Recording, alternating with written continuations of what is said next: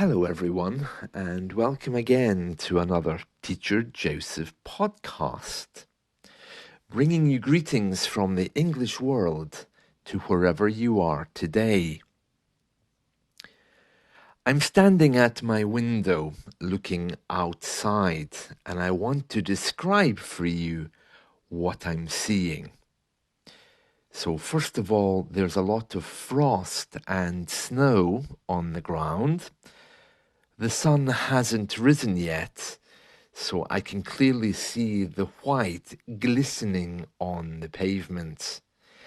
It doesn't look very safe to walk, but there's cars passing by, and the parked cars on this street are all covered with ice and snow.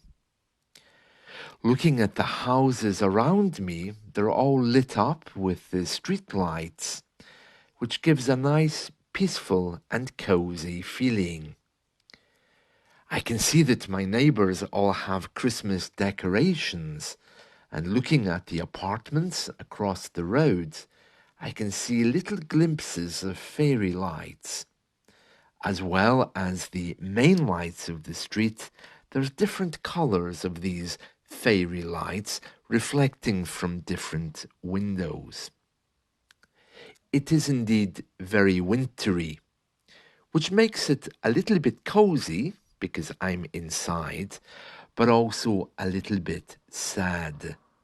For example, I can see my neighbor's car sitting in the driveway, and I feel very sad for her because she's been in hospital for around 2 months now.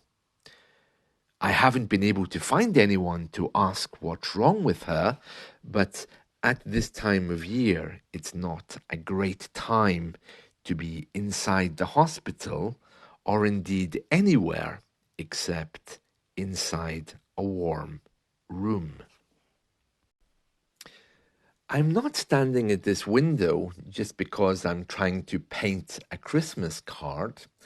I'm standing at this window because I know that the supermarket is delivering my shopping around this time, and I'm trying to be prepared and ready for when they come, because they are actually very quick and they will want me to move my shopping very quickly so they can move on to the next person.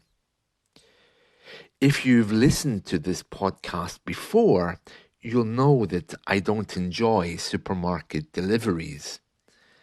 And I'm especially not going to enjoy this one because it's bringing my Christmas shopping, which means there's more to move than usual. My local supermarket, because it is environmentally friendly, doesn't bring bags.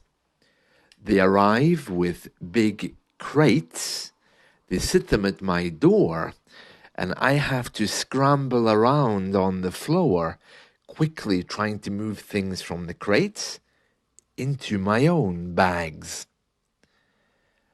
When that's happening, I'm on the floor and the supermarket employee is just looking at me or trying to make very, very bad small talk.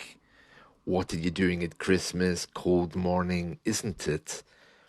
I really want to tell him, yes, it is cold, but perhaps if you help me move my shopping, we could get this done quicker. But he would be very quick to assure me that he can't. COVID regulations, food hygiene, and everything else means that he's not prepared to help shift my shopping into my bags from his crates. After all, I've already paid for it, so it's now mine. His job is to deliver, not unpack. To describe the sky, I would have to say that it's kind of black looking.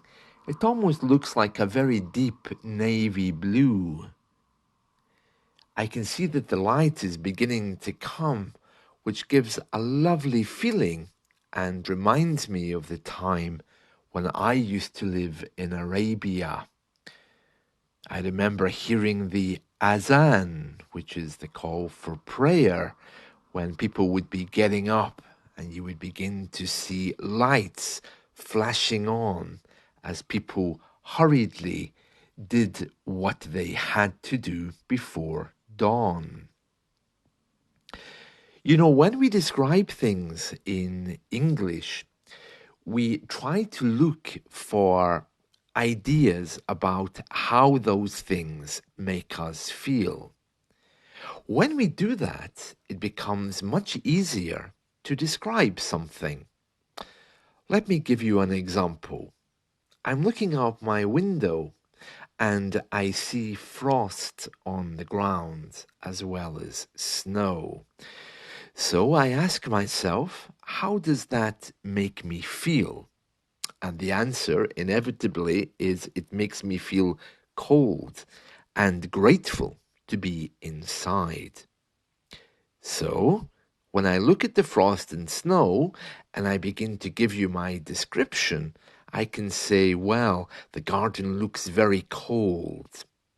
Or, oh, I'm so glad I'm inside because outside I can see the cold glistening on the grass. So, by telling you how it makes me feel, I'm able to give you a much fuller interpretation. You can do this with anything. Imagine you go to a street market, for example. You could say, yeah, there's lots of fruit and vegetables and people buying things and little stalls. That's a very accurate description. But you're not really saying there how it makes you feel. So your description kind of lacks soul. So if you go to a street market and you look around, you can say, wow, I love this street market. It's bustling with people. It's so busy. And I'm pushing my way through the crowds to buy what I want. And you can hear my enthusiasm in my voice with that. You can pick up that I'm sounding happy to be in that street market. And this is how we give authentic descriptions. We add in our own moods and how things make us feel, either by words or by tone. I'm well aware that this isn't done everywhere in the world. I'm also aware that some cultures, countries, and people really struggle in trying to give descriptions. I remember a long time ago when I started teaching, particularly here on Italki, that I noticed many people were really struggling to give me descriptions. I first of all thought that maybe they just didn't want to talk to me or they didn't want to describe things for me, but then I realized that they just couldn't. In the English world, it's very important to use all of your senses to give correct descriptions. For example, you raise your voice a little bit and speak like this when we talk about excitement. Or if you want to do it with less emotion, you can just talk about how things remind you of other things. So, for example, the frost is glistening on the grass. It reminds me of Christmas when I was young, when I would love going out and making snowmen. Whereas these days, I'm too cold to even venture out the house. So to add these kind of things in makes your description a little bit better. Well, that's it from me. I hope you've enjoyed this. And next time when you are trying to describe something, remember to hook it up with an emotion, a feeling, or even trying to convey it with how you speak instead of trying to put words in there. Of course, to give a perfectly fine description of the grass is white with the frost is equally good, but it doesn't go quite deep enough to say exactly what you think about it. It takes a little bit of practice, so I wish you well with that. Well, in the background, you can probably hear the supermarket truck, pulling the mouth down, the supermarket truck approaching. So I better go because I will be expected to open the main apartment door for them, and then I'll have to hurry to move all of the food into separate bags. I like to think this is the last shop before Christmas, but I think that, to be honest with you, there will be another one.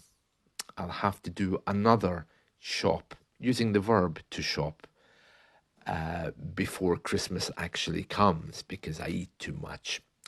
There we are. See you all soon. Bye.